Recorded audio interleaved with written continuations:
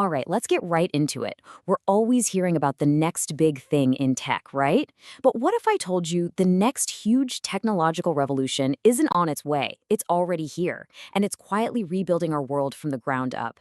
We're talking about deep tech.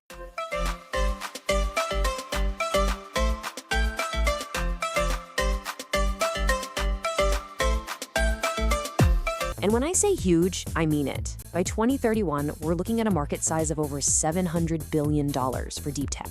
That's not just a trend, That's a massive, seismic shift in the global economy. So you have to ask yourself, what is possibly driving that kind of growth? What kind of force can generate hundreds of billions of dollars in new value in just a decade? Well, the answer lies in a totally fundamental change in how we think about innovation itself. And let's be super clear here. Deep tech is not your next social media app or a simple software update. Nope, this is about radical, game-changing breakthroughs that are rooted in actual science and heavy-duty engineering. We're talking about innovations designed to solve the biggest problems we've got, from climate change to curing diseases. So where do we even begin with something this big? Well, let's start at the very foundation, the intelligence that's powering this whole revolution. We're going to look at the brains of the operation, from the AI that does the thinking to the physical hardware that makes any of it possible. First up is a totally new flavor of artificial intelligence. See, we're moving past AI that just follows our commands. Agentic AI is different. It's about creating autonomous systems that you can give a complex goal to, and they can figure out a plan, take action, and even learn from their mistakes to get better. It's a real game changer. And the market for this stuff, it's absolutely exploding. The agentic AI space is on track to hit $150 billion by 2033. This is not some niche little corner of the tech world. It is quickly becoming a pillar of the new economy. But here's the thing. All this incredibly powerful software, this new kind of intelligence, it needs a place to live. It needs a physical brain to run on. And that brings us to the bedrock of this entire revolution. Advanced semiconductors, the chips. Now, what's just wild about this is that no single country on Earth can make these advanced chips by itself.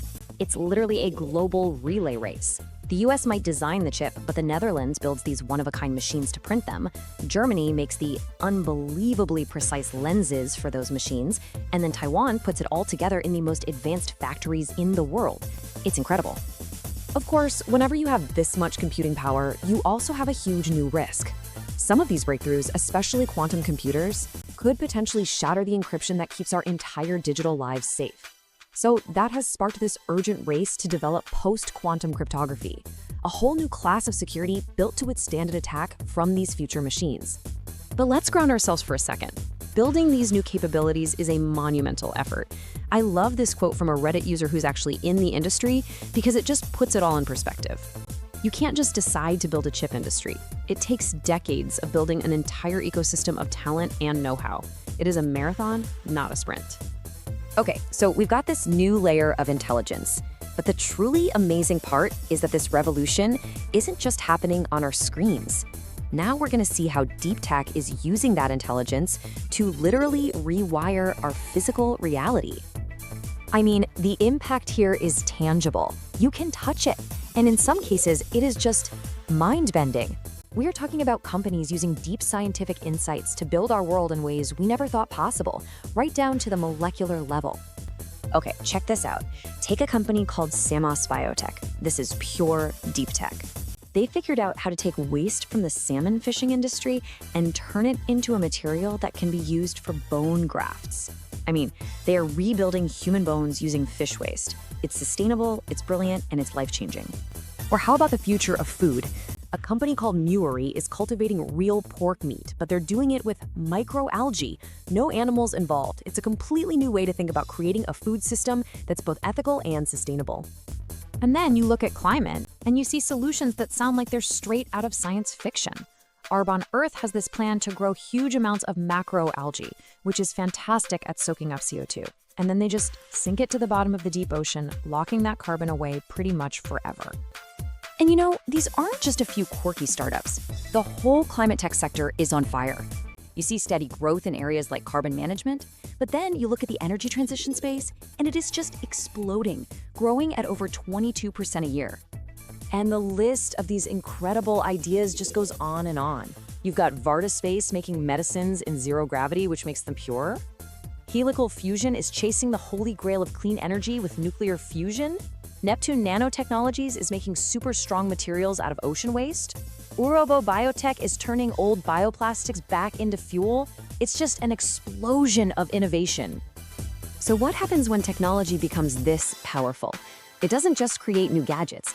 It completely redraws the global map of power and influence. These new technologies become the new economic and geopolitical battlegrounds. What this really means is that being a leader in deep tech isn't just about business anymore. It's about national security. It's a strategic priority. The nations that get ahead in these areas, AI, quantum, biotech, they're going to have a huge advantage for the rest of this century. And if you follow the money, the picture becomes crystal clear. For the last 10 years, the United States has poured in almost $500 billion, building a massive lead. But look, the race is far from over. China is investing huge sums to catch up, and you've got major players like Europe and India making big moves to claim their piece of the future. And the immediate result of all this? A mad dash to secure the most critical supply chains. Just look at this timeline. In 2022, the US passes the CHIPS Act. By 2024, it's handing out over $30 billion to get factories built on US soil. Then India jumps in, approving a whole slew of its own semiconductor projects. The race to bring manufacturing home is absolutely on. Which really leaves us with one final crucial question. Right now, the fundamental rules of how our world works, our economy, our security, even our physical world are being rewritten by this technology. The defining question of our time is, who is going to be holding the pen?